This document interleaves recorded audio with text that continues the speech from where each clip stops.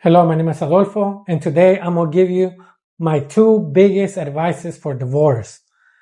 But first, I'm going to tell you my story. And on part of that story, I'm going to give you the first advice. I'm prior military. I knew my divorce was almost over. I moved my ex-wife at this time, or wife at that time, to another state because I was going to retire and I was already planning ahead. So it was a long distance relationship at that point. Once I knew my marriage was almost over, I went to marriage counseling by myself. Did I listen to the lady talking to me? Majority of the time I didn't. But I remember one thing she said. She said, find a hobby. And that's number one advice. If you're going through a divorce or you're about to go through a divorce, find a hobby. Find a hobby that at one point, like everything in your marriage, is going to be down here in your marriage. You're going to be thinking of that significant other, even though she's making the living hell out of you, or she doesn't want to see you happy. How about that? And you don't want her to see you happy, especially before the divorce. And trust me, you don't want her to see you happy. And I'll explain to you what I mean afterwards. So I found a hobby. And when you find a hobby, like I said, it's going to start at this point, and that marriage or you thinking of her is going to be right here. When you find a hobby, don't do parachuting hobby. Don't do scuba diving hobby. Don't do anything that when you're thinking you might not pull the parachute, you might not be thinking of the bus on your tank, on your scuba diving tank, and next thing you know, you can't breathe down there. Don't do those. Video games, be a mechanic, work on your car or anything. For example, for me, I went to something that I used to do as a little kid. I started collecting baseball cards. I started going to baseball games. And at that point, I started selling my baseball cards and everything. Like I said, that hobby was right here. Me thinking of that significant other at that time over here, sooner or later, that hobby superseded that. Meaning that my priority thinking was my hobby. And that's what you want. Don't be one of these persons, if you already know that your marriage is over, with your saliva, begging, crying, because that's what they want to see. Don't be one of those persons that you're still trying to impress, buy her a car, buy her a bag, buy her whatever. I'm just saying, now if you still want to do that, go ahead. But if you know that it's over, like I said, find a hobby, it's going to supersede it. Trust me. Now I'm going to continue my story. So that's number one. So I went to Texas. That's where I was planning to retire, and she was there. I already knew it was over. She told me it was over. She wanted a divorce. I filed a divorce paper. She countered my divorce paper with a lawyer. And at this point, if you want to beg, you could be one of these people that wants it not to be over. Maybe you have a kid. Maybe you already know you're going to be financially strapped because she's going to take X amount of money if you file for divorce. You could be one of these people crying, begging. But I'm going to be honest. There's three things that are going to be happening. Number one, she has friends telling her what to do. Number two, she has that guy friend, maybe her coworker, that thinks he's next in line telling her what to do. Number three, she already has plans without you. While you're begging, she's already planning everything. She's planning the lawyer, she's planning the divorce, she's planning everything. Now, she might be on the pre-stage, as in she wants a divorce, and she only has little things planned, and you are still begging, and you might be successful. But for me, I decided not to beg. Why? Because I already had a hobby. My hobby already superseded my marriage. I had so many baseball cards. I'm not even going to lie. There was a point that she was calling me when I was in Dallas, because I was in Austin. That's where my house was at, near Austin. I was in Dallas watching baseball games. I was in Houston watching baseball games. My mind was already in my hobby, like I mentioned. Now, continuing with the divorce happening. She left the house. She didn't want to talk to me. I didn't want to talk to her.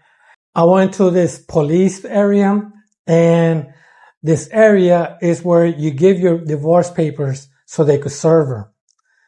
And the reason I did that is because she was already out of my house, and I'm not sure if she was hiding or she was trying to prevent, because I texted her that I had the divorce papers, but I didn't want to go to her job. I didn't want to make a big scene. I didn't want to say that I'm harassing her, or she puts I cannot get within a certain distance, or I cannot go to her job.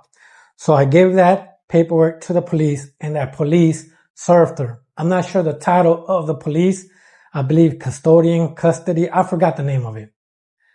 At that point, like I mentioned, she countered my divorce. Now, this is the number 2 recommendation that I recommend if you're going through a divorce. Remember, number 1 is find a hobby. If you want to beg, go ahead. I did not beg. I already knew my marriage was over.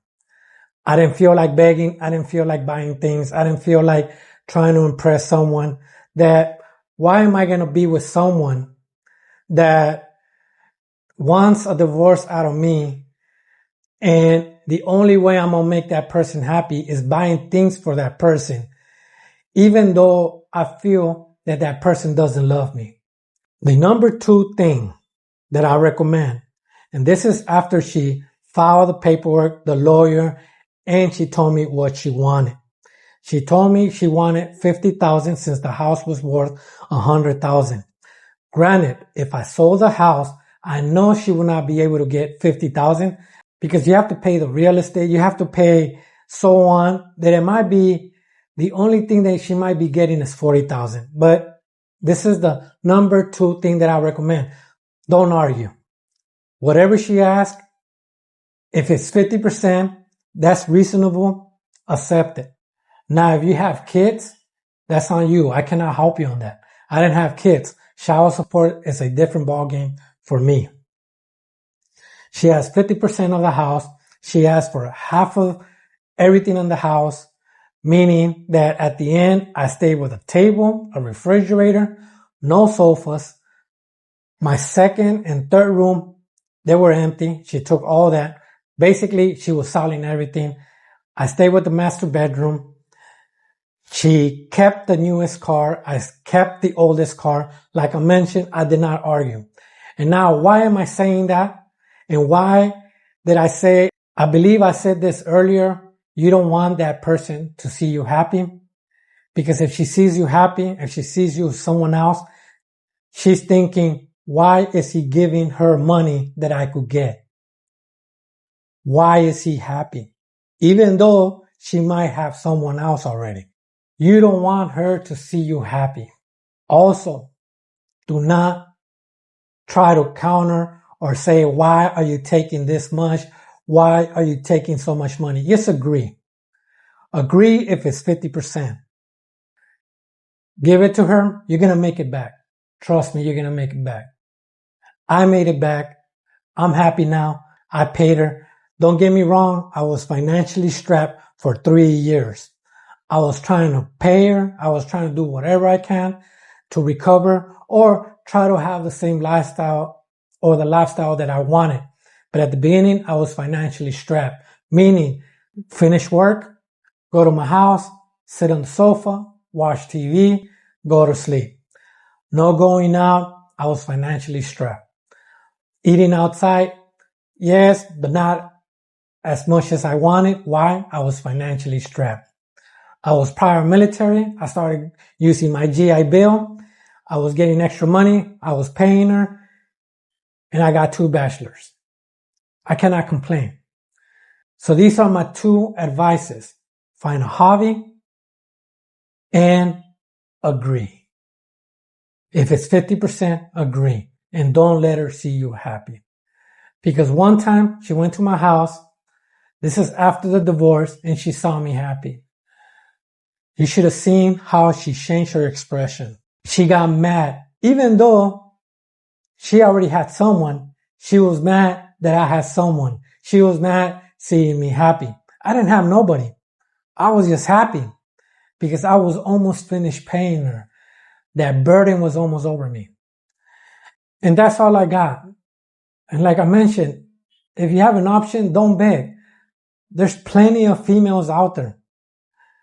There's someone that is going to match, or someone that is going to give you things that you wanted that you're not getting in that marriage. For example, I'm already with someone else.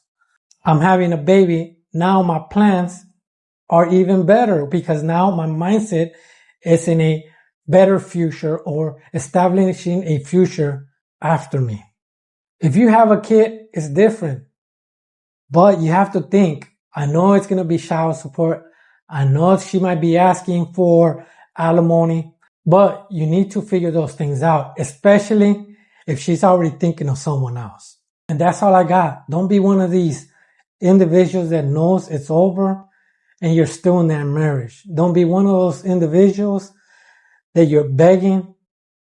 And if you record yourself, you're going to see how you look like. Don't be that person. What I learned about my marriage is I'm thicker skinned now. If it's over, it's going to be over.